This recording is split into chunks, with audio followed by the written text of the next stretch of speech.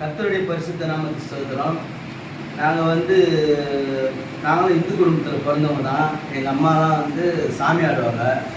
அதுக்கப்புறமேட்டா நாங்கள் குண்டேற்பட்டுக்கு போயிருந்தோம் ஒரு வண்டி வேன் ஓட்டுறதுக்கு. அப்போ தான் ஒரு பாஸ்டர் முன்னாள் அறிமுகமானோம். அதுக்கப்புறம் அண்ணா எங்களை வற்புறுத்தி சொன்னாங்க, இதுமாரி நீ ரொம்ப குடிக்கிற, ரொம்ப இதுவாக இருக்கிற, ஆண்டவர்கிட்ட நல்லா இருப்பா அப்படின்னு சொல்லி அண்ணன் பாஸ்டர்லாம் வந்தாங்க. அப்போ நாங்கள் எங்கள் வீட்டு நயனார் வீட்டில் குடும்பம் இருந்தோம். எதிர்த்த மாதிரி தான் சர்ச் பக்கத்தில் தான் எங்கள் வீடு உங்களுக்கு தெரியும் நினைக்கிறேன். சர்ச் பக்கத்தில் தான் எங்கள் வீடு. அதுக்கப்புறமேட்டா நாங்கள் அந்த இடத்துல ஒரு சும்மா சிம்பிளாக ஒரு பட்டா போடலான்ட்டு ஒரு மேஸ்திரி இட்டுன்னு எல்லாம் இது பண்ணோம். அதுக்கப்புறம் அவர் கல்பரெலாம் வச்சு எல்லாம் இது பண்ணாங்க. அது வீடு எலும்பில் செடியாக முடிச்சிச்சு. அப்புறம் அண்ணாலாம் பாஸ்டர்லாம் ப்ரேயர் பண்ணி நீ ஒரு சின்னதாக அழகாக கட்டு அப்படின்னு சொல்லிட்டு ப்ரேயர் பண்ணிட்டு போயிட்டாங்க. எனக்கு ஜேசிபி வச்சு நான் டிரைவர், நான் ஒருத்தர் ஜேசிபி வச்சு எனக்கு டீசல் மட்டும் போடும், நான் பலன் எடுத்தாருன்னு சொல்லி ஒரு 9 வீடு நோண்டிட்டு நல்லா வீட்டு பார்த்துருப்பீங்க, நல்லா பெரிய வீடாக எனக்கு கொடுத்துட்டாங்க.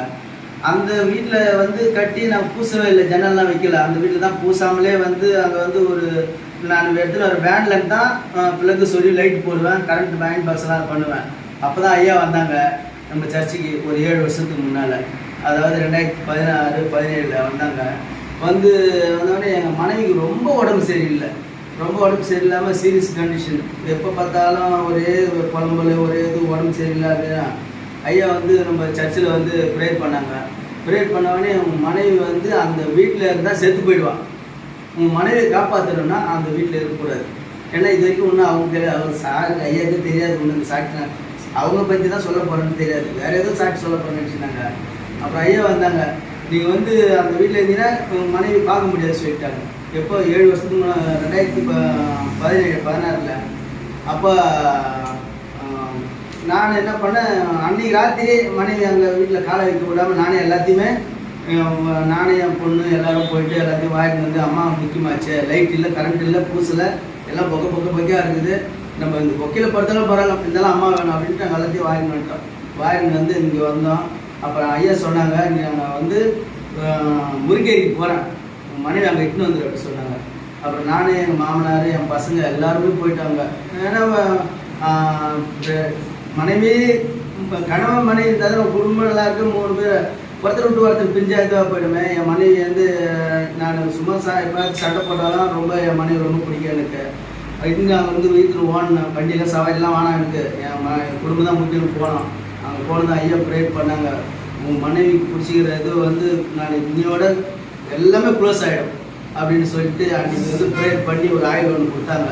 கொடுத்தோடனே அங்கேயும் மடன்னு பிடிச்ச உடனே பயத்தில் இருக்கிற எல்லாம் லபடபடபட எல்லாம் வந்துடுச்சு. அப்போவே பாதி முக்கால்வாசி சுகமாயிட்டாங்க. நீ வீட்டுக்கு போ, அதங்காட்டியே ஃபுல்லாக உங்கள் மனைவி உங்களுக்கு சுகமாயிடும் அப்படின்னு சொல்லி அடித்தாங்க. அன்னிலேருந்து இது வரைக்கும் 7 வருஷமாக நாங்கள் சந்தோஷமாக இருக்கிறோம். என் மனைவிக்கு எந்த பிரச்சனையும் இல்லை. இன்றைக்கி நிறைய ஊழியத்துக்கெல்லாம் வராங்க. என் மனைவி அஞ்சல் செய்ய பேர் வராங்க. எல்லாருமே நாங்கள் இன்றைக்கி நாங்கள் நினைப்பதும் ஆண்டவருடைய கிருபை.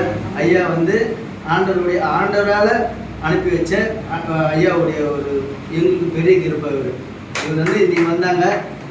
அதே போல் என் பொண்ணுக்கு ப்ரேயர் பண்ணிட்டு போனாங்க. என் பொண்ணுக்கு குழந்தை இல்லாமல் ஒரு 3 வருஷமாக எல்லாமே என்ன பண்ணாங்க. நான் செஞ்சு பார்த்தேன். ஆனால் நான் ரொம்ப மோசமானவனாக நடத்தேன், பிடிச்சின்னு அப்படியே இது பண்ணி மோசமானதாக இருந்தேன்.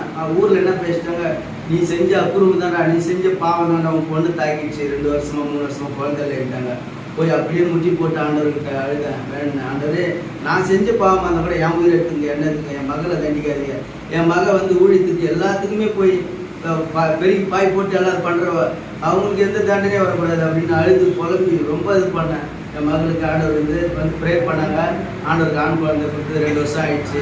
நல்லா இன்னைக்கு சந்தோஷமாக இருக்கும். இன்னைக்கு நல்ல கிருபையாக இருக்கணும்னா எனக்கு ஒரு பெரிய ஒரு இது விம்ஸ் ஹாஸ்பிட்டலுக்கு இட்டு போயிட்டாங்க. 4 பெட்டில் இருந்தேன். வாராத நாள் எனக்கு முன்னாடி ஆப்ரேஷன் சொல்லிட்டு இந்த எல்லாம் சேவையெல்லாம் பண்ணிட்டு எல்லாம் பண்ணிட்டு டெஸ்ட் ஊசிலாம் போட்டாங்க. இங்கே ஒரு டெஸ்ட் ஊசி, இங்கே ஒரு ஊசிலாம் போட்டு அது ஆப்ரேஷன் ட்ரெஸ்ஸு கொடுப்பாங்க, பச்சை கலர் ட்ரெஸ்ஸு, அதெல்லாம் போட்டேன். எல்லாம் போட்டு ரெடியாக இருக்கிறேன். எனக்கு முன்னாடி 6 பேர் இட்டுன்னு போயிட்டாங்க. இட்டுன்னு போயிட்டு ஆப்ரேஷன் பண்ணி தீனல் கடத்துறாங்க. என் மனைவி நாங்கள் அங்கே ப்ரேயர் ஆள் இருக்குது. அங்கே போயிட்டு காலையில் உட்காந்து முட்டி போட்டு ஆண்டவரே, எனக்கு இந்த மாதிரி இருந்துச்சு, என் 3 பிள்ளைங்க எல்லாமே சின்னதாக இருக்குது, என்ன பண்ணுவேன் நான் இப்போ ஆண்டவர்கிட்ட அழுது ஜெபம் ப்ரேயர் பண்ணுவேன்.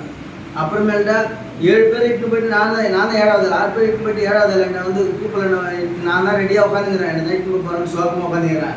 அவங்க வந்து பெரிய டாக்டர் திண்டிவனத்தார் யார் அப்படின்னு சொல்லி என்னை இட்டுன்னு வந்து அப்போ ஆனால் உள்ள டெஸ்ட்டுக்கு அப்போ ஆண்டவர் ஒரு வார்த்தை சொன்னார், பயப்படாதே நான் உன்னோடு கூட இருக்கிறேன்னு உண்மையா காதில் சொல்லு. அப்படியே காதில் அவர் சொன்ன வார்த்தை, ஆனால் உண்மையா பயப்படாதே நான் உன்னோடு கூட இருக்கிறேன்னாரு. அதனால நான் பயப்படவே இல்லை. உட்காந்து அவர் வந்தார், பெரிய டாக்டர் வந்தார், திண்டிவனத்தார், அப்படியா ஒன்றுமே கிடையாது, உனக்கு வெறும் சளிதான் சொல்லிட்டு நான் 15 நாளாக பெட்டில் வச்சிருந்து ஒரு சின்ன ஒரு டானிக் பாட்டில் சளி பாட்டில் மட்டும் கொடுத்து என்னை அனுப்பிட்டாங்க. ஆண்டவருடைய கிருபை. ஆனால் ஆண்டவருடைய கிருபையால் அன்னைக்கு நான் அப்போ வந்தேன், இன்னி வரைக்கும் நல்லா சுகமாக இருக்கிறேன். எனக்கு எந்த நோயும் கிடையாது. ஆண்டவரை நான் எப்போவுமே நான் வண்டி ஓட்டிட்டு போனாலும் நிலாவை பார்த்து கூட ஆண்டவரோட பேசினே போவேன். ஆண்டவரே என் கூடயே வருகிறீங்க, என் கூடயே இருக்கிறீங்க, எப்போதும் என் கூடயே இருங்க, எப்போதும் என்னோடு வாசம் பண்ணி என்னோடு கூட இருங்க அப்படின்னு சொன்னாங்க.